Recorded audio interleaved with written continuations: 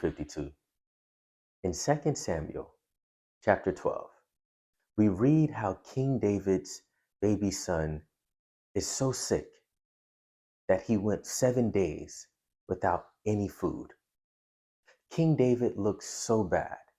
His advisors were afraid to let him know when the child actually died for fear that he might take his own life.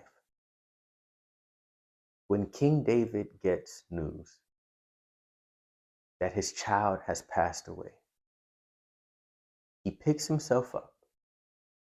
He goes to the temple to worship God. Then he eats. Group 52, trusting in God does not mean you worship him when he gives you what's on your wish list. Trusting God as your creator, the orchestrator and architect of your life, means you worship him regardless. It means to do all that you can. You give it your very best.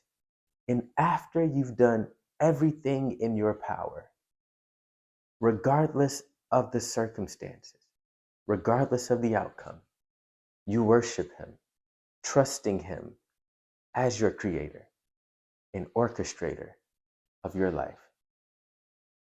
Group 52, make sure you worship God in spite of any and everything going on, because he is a good father.